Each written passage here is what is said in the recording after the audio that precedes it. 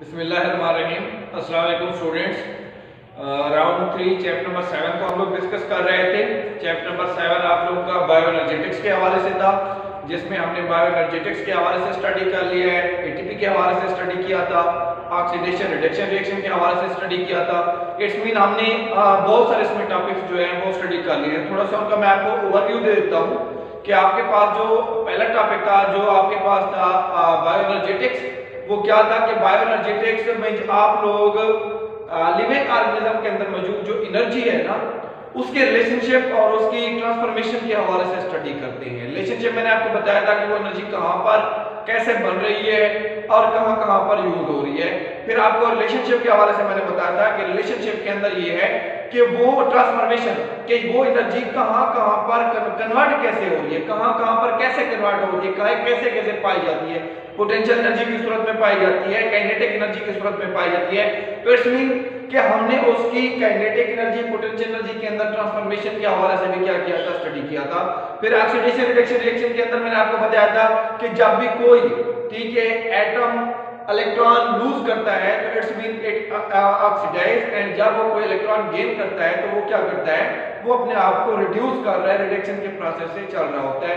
फिर आप लोगों ने कहा था कि ये जो ऑक्सीडेशन रिडक्शन है, इन दोनों को रिडॉक्स रिएक्शन का नाम देते हैं। फिर हमने कहा था कि ऑक्सीडेशन रिडक्शन रिएक्शन अगर हम लिविंग ऑर्गेनिज्म के अंदर बात करते हैं तो उनमें जो हाइड्रोजन है वो हाइड्रोजन सोर्स ऑफ ट्रांसफॉर्मेशन या सोर्स ऑफ एनर्जी जो होती है वो पाई जाती है। फिर हमने जब इसका कंसेप्ट देखा तो हमने देखा कि हाइड्रोजन के अंदर भी इलेक्ट्रॉन और प्रोटॉन जो है वो मौजूद होते हैं।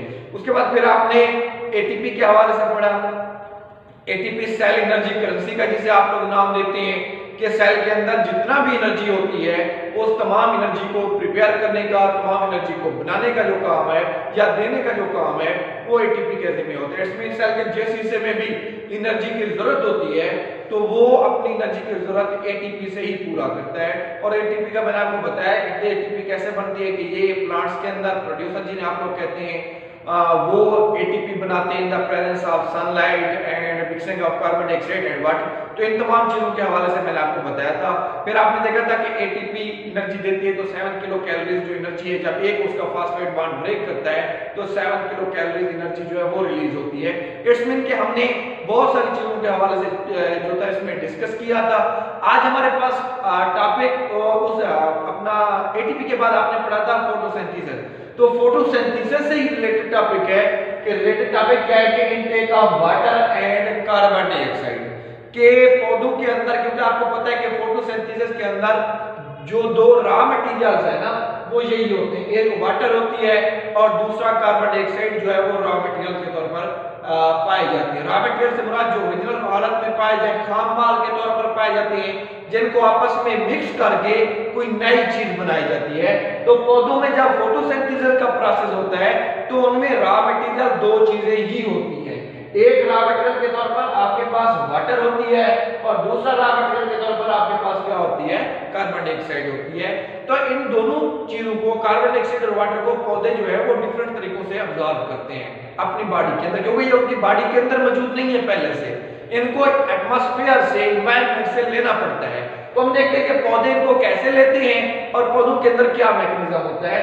तो टॉपिक क्या है कि intake of water and carbon dioxide. तो वो कहते हैं कि water and carbon dioxide are the raw material for photosynthesis. जिस तरह मैंने आपको बताया कि फोटोसिंथेसिस तो वो वाले जिसमें पौधे अपनी खुराक तैयार करते हैं, तो रॉ मटेरियल के तौर पर वो क्या करते हैं, रॉ मटेरियल के तौर पर वो एक कार्बन डाइऑक्साइड को लेते हैं और दूसरा वो किस को लेते हैं, दूसरा वो वाटर को लेते हैं। उसके अलावा ये क्या करते हैं, उसके अलावा जो पौधे हैं इन प्लांट्स को, प्लांट्स है मैकेनिज्म टू इनटेक, तो पौधों के अंदर मैकेनिज्म होता है इन दोनों को अब्सॉर्ब करने का। तो अगर हम वाटर के मैकेनिज्म की बात करते हैं कि वाटर को पौधे किस तरह जो है वो अब्सॉर्ब करते हैं, पहले मैंने क्या बताया कि कार्बन डाइऑक्साइड और वाटर जो है वो रॉ मटेरियल के तौर पर इस्तेमाल होते हैं फोटोसिंथेसिस के अंदर। फिर पौधों के अंदर एक मैकेनिज्म, एक तरीकेकार होता है इनको जल्ब करने का।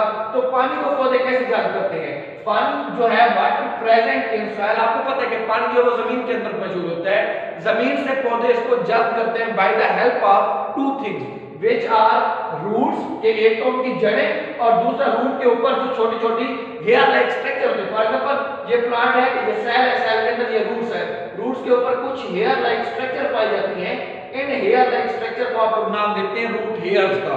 रूट हेयर और रूट के जरिए पौधे क्या करते हैं, पानी को अब्सॉर्ब करते हैं, पानी को जमीन से जज़्ब करते हैं।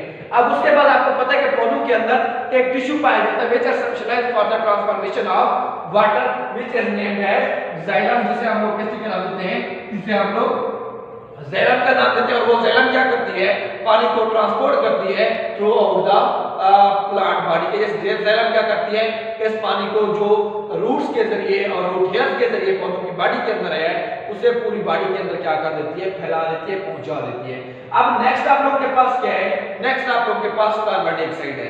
कार्बन डाइऑक्साइड का भी आपने याद रखना है कि ये भी पौधों की बॉडी के अंदर मौजूद नहीं होती, ये भी इन्वायरमेंट के अंदर ही मौजूद होती है। तो ये इन्वायरमेंट के अंदर गैस की सूरत में मौजूद होती है।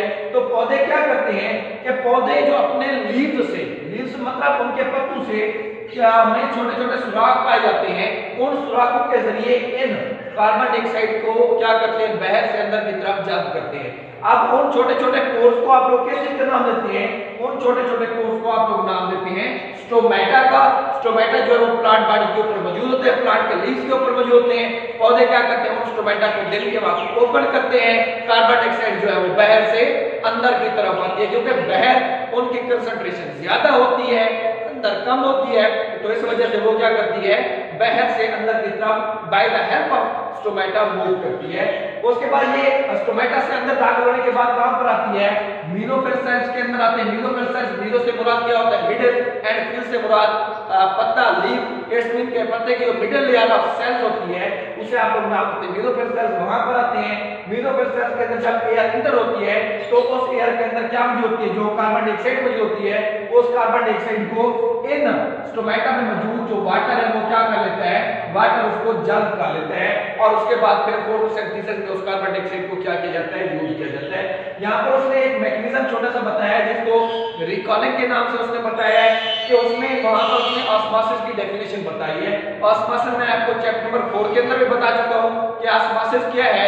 ऑस्मोसिस एक ऐसा प्रोसेस है, एक ऐसा अमल है जिसमें कोई भी चीज, वाटर खासतौर पर मूव करता है higher concentration to lower concentration by the help of a membrane. तो यहां पर भी उसने लिखा है कि ऑस्मोसिस में मूवमेंट किस चीज की होती है, वाटर की मूवमेंट होती है from a dilute to concentrated solution. कि डाइल्यूट ऐसा सॉल्यूशन होता है जहां पर क्या होता है, जहां पर पानी की जो कंसंट्रेशन है वो ज्यादा होती है, जबकि कंसंट्रेटेड वो सॉल्यूशन होता है जहां पर पानी की कंसंट्रेशन क्या होती है, कम होती है।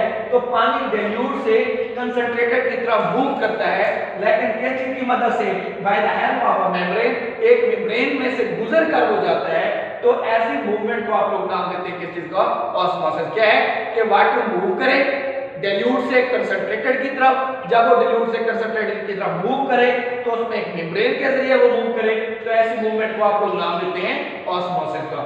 उसके अलावा उसने बताया कि स्टोमेटा की अगर हम बात करें कि स्टोमेटा पौधे में कितना होते हैं, ये एमसीक्यू भी लगती है, तो आपने याद रखना है कि स्टोमेटा पौधे के तकरीबन 1 से 2% हिस्से के ऊपर क्या है, वो मुश्तमिल होते हैं। इट्स मीन पौधे का जो 1 से 2% हिस्सा होता है वो छोटे छोटे पोर्स के ऊपर मुश्तमिल होता है, और वो उन पोर्स को आप लोग किसके नाम देते हैं, स्टोमेटा का नाम देते हैं। तो ये आज आपका टॉपिक था जिसमें हमने इनटेक ऑफ वाटर और इनटेक ऑफ कार्बन डाइऑक्साइड के हवाले से स्टडी किया।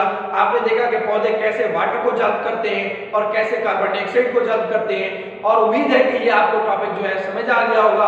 अगर इसमें किसी किस्म की कोई बात आपको समझ नहीं आती तो आप कॉल के जरिए या व्हाट्सएप के जरिए मुझसे पूछ सकते हैं। इसके अलावा इसमें जो आपको होमवर्क दिया गया है वो होमवर्क भी आपने लाजमी तौर पर करना है, और इस टॉपिक को शार्ट के लिहाज से, एमसीक्यूज के लिहाज से आपने अच्छी तरीके से प्रिपेयर करना है। अल्लाह हाफ़िज़।